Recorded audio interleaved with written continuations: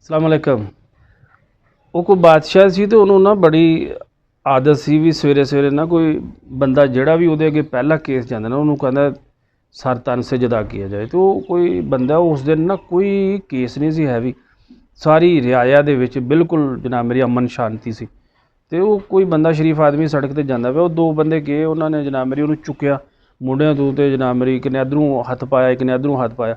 ਉਹ ਬਾਦਸ਼ਾਹ ਦੇ ਪੇਸ਼ ਕਰਦਾ, ਬਾਦਸ਼ਾਹ ਅੱਗੇ ਬੜਾ ਜਨਾਬ ਮੇਰੀ ਜਾਓ ਜਲਾਲ ਨਾਲ ਬੈਠਾ ਤੇ ਉਹਨੇ ਕਿਹਾ ਜੀ ਸਰ ਧਨ ਸੇ ਜੁਦਾ किया जाए। ਉਹ ਨਾ ਉਹਦੀ ਗੱਲ ਸੁਣੀ ਬਈ ਤੈਨੂੰ ਕਿਹੜੀ ਗਲਤੀ ਹੈ, ਤੇਰਾ ਗੁਨਾਹ ਕੀ ਹੈ, ਤੂੰ ਜਨਾਬ ਮੇਰੀ ਕਰਨਾ ਕੀ ਸਾ ਪਿਆ, ਕਿੱਥੋਂ ਤੈਨੂੰ ਫੜਿਆ ਗਿਆ। ਉਹ ਕੋਈ ਗੱਲ ਹੀ ਨਹੀਂ ਉਹਨਾਂ ਨੇ ਕੀਤੀ, ਬਸ ਜੂੰ ਪੇਸ਼ ਕੀਤਾ। ਉਹਨੂੰ ਪੁਰਾਣਾ ਗਿੱਝਾ ਸੀ, ਉਹ ਸਵੇਰੇ ਬੰਦਾ ਜਿਹੜਾ ਚੜ੍ਹ ਜਾਂਦਾ ਉਹਨੂੰ ਉਹ ਸਮਝ ਲਓ ਗਿਆ ਉਹ ਕੰਮ। ਉਹਨੂੰ ਦੁਬਾਰਾ ਜਦੋਂ ਚੁੱਕ ਕੇ ਵਾਪਸ ਲਿਆਂਦੇ ਨਾ ਉਂਝ ਹੀ ਉਹਨਾਂ ਨੇ ਦਰਬਾਰੀ ਜਿਹੜੇ ਦਰਬਾਨ ਸਨ ਉਹਨਾਂ ਨੇ ਉਹ ਡਾਂਗਾਂ ਚੁੱਕੀਆਂ। ਉਹਨਾਂ ਦੋਏ ਬੰਦੇ ਚੁੱਕ ਕੇ ਜਦੋਂ ਵਾਪਸ ਲਿਆਂਦੇ ਤਾਂ ਉਹਨਾਂ ਨੂੰ ਕਹਿੰਦਾ ਆਰਾਮ ਨਾਲ, ਯਾਰ ਮੈਨੂੰ ਮੇਰੀ ਗਲਤੀ ਤੇ ਦੱਸੋ, ਮੈਨੂੰ ਕਿਉਂ ਫਾਹੇ ਲਾਉਂਦੇ ਹੋ। ਉਹ ਕਹਿੰਦਾ ਤੂੰ ਗਲਤੀ ਨਾ ਕਰੇ ਅਸੀਂ ਹੁਣ ਤੇਰੇ ਮੂੰਹ ਵੱਲ ਪਿਆ ਤੱਕਣਾ।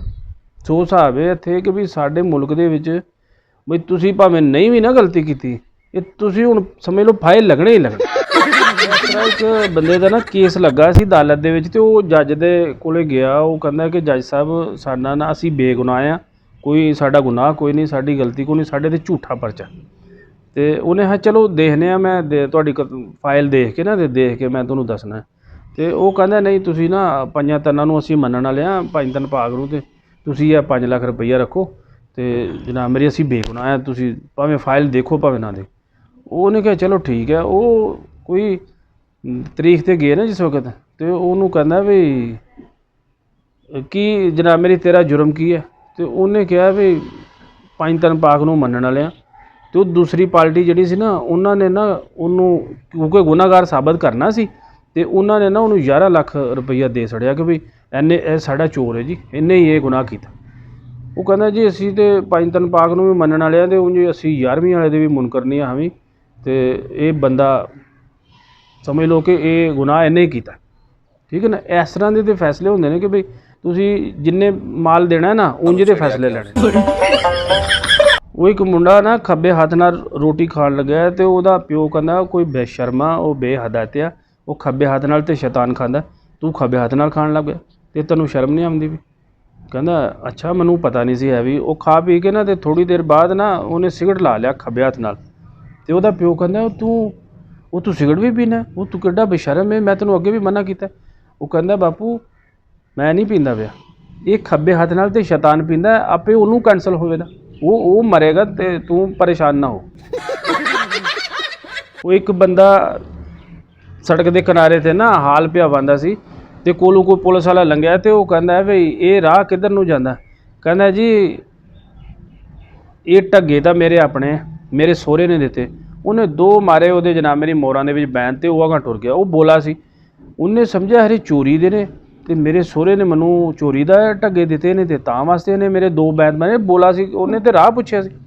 ਉਹ ਘਰ ਵਾਲੀ ਉਹਦੀ ਨਾ ਰੋਟੀ ਲੈ ਕੇ ਆਈ ਜਿਸ ਵਕਤ, ਤੇ ਉਹਨੇ ਰੋਟੀ ਰੱਖੀ ਨਾ ਉੱਥੇ, ਤੇ ਉਹਨੇ ਉਹ ਆਪਣੀ ਛਮਕ ਜਿਹੜੀ ਢੱਗੇ ਵਾਲੀ ਸੀ ਨਾ ਉਹਦੇ 3 ਕਾਂਡੇ 'ਚ ਫੇਰੀਆਂ। ਕਹਿੰਦਾ ਜੇ ਚੋਰੀ ਦੇ ਸੀ ਤੇ ਮੈਨੂੰ ਦੇਣੇ ਸੀ। ਉਹ ਵੀ ਬੋਲੀ ਸੀ, ਉਹਨੇ ਆਖਿਆ ਇਹਨੇ ਮੈਨੂੰ ਹਰੇ ਮੈਂ ਚਿਰਕੀ ਆਈ ਹਾਂ ਤੇ ਤਾਂ ਵਾਸਤੇ। ਉਹ ਘਰ ਜਾ ਕੇ ਉਹਨੇ ਭਾਂਡੇ ਮਾਰੇ ਜਨਾਬ ਮੇਰੀ ਸੱਸੂ ਦੇ ਸਿਰ 'ਚ। ਉਹਨੇ ਆਖਿਆ ਜੇ ਤੂੰ ਟਾਈਮ ਸਿਰ ਪਕਾ ਰਹਿੰਦੀ ਤੇ ਉਹ ਕੰਜਰ ਮੈਨੂੰ ਤੇ ਨਾ ਮਾਰਦਾ ਵੀ, ਉਹਨੇ ਤੇ ਮੇਰੀ ਕੰਨ ਸੇਕ ਸੜੀ। ਉਹਨੇ ਆਖਿਆ ਇਹ ਕਿੱਡੀ ਕੁੱਤੀ ਕਪੱਤੀ ਨੋਹ ਲੈਂਦੀ ਹੈ। ਉਹਨੇ ਉਹ ਛੱਜ ਪਈ ਛੱਡਦੀ ਸੀ, ਦਾਣੇ ਪੇ ਛੱਡਦੀ ਸੀ। ਉਹਨੇ ਉਹ ਛੱਜ ਮਾਰਿਆ ਜਨਾਬ ਮੇਰੀ ਆਪਣੇ ਜਣੇ ਦੇ ਸਿਰ 'ਤੇ ਵੀ, ਇਹ ਤੂੰ ਆਪਣੀ ਭਤੀਜੀ ਲਿਆਂਦੀ ਹੈ, ਤੇ ਇਹਨੇ ਮੇਰੇ ਸਿਰ 'ਚ ਜਨਾਬ ਮੇਰੀ ਡੋਲਾ ਲਿਆ ਕੇ ਮਾਰਿਆ, ਮੇਰਾ ਸਿਰ ਪਾੜ ਸੜਿਆ। ਉਹ ਕਹਿੰਦਾ ਉਹ ਪਿਆ ਮੰਜੀ ਬੁਣਦਾ ਸੀ। ਉਹਨੇ ਆਖਿਆ ਹਰੇ ਆਖਦੀ ਪਈ ਵੀ ਤੂੰ ਮੰਜੀ ਨਹੀਂ ਸਹੀ ਬੁਣਦਾ ਪਿਆ। ਉਹਨੇ ਦਾਤਰੀ ਲਾ ਕੇ ਵੱਢ ਕੇ ਕਹਿੰਦਾ ਬਣਵਾ ਲਿਆ, ਫਿਰ ਜਿਹਦੇ ਕੋਲ ਜਿਹੜਾ ਚੰਗੀ ਬਣਾਉਂਦੀ ਉਹਦੇ ਕੋਲ ਬਣਵਾ ਲਿਆ। अस्सलाम वालेकुम जी।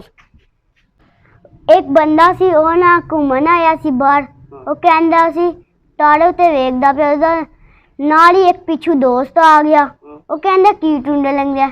ਉਹ ਕਹਿੰਦਾ ਕਿ ਮੇਰੇ ਦਾਦਾ ਅਬੂ ਨਹੀਂ ਲੱਭਦੇ ਪਏ ਹੈ। ਉਹ ਫੋਟੋ ਹੋ ਗਈ ਸੀ। ਉਹ ਕਹਿੰਦੇ ਜਿਹੜਾ ਉਹ ਰੰਗ ਬਿਰੰਗਾ ਤਾਰਾ ਨਹੀਂ ਹੈ ਉਹ ਤੇਰੇ ਦਾਦਾ ਹੈ।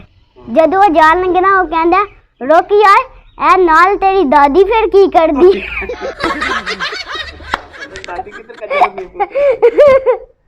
तो आप उठ गए हो और नाश्ता कर लो, मुँह हाथ धो के।